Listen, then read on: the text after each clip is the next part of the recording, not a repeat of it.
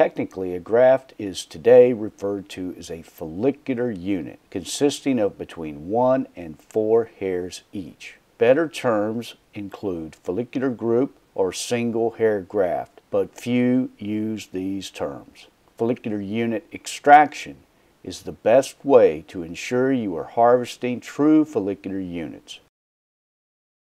Strips divide the follicular units into more than one graft, which is called sub-follicular unit transplantation.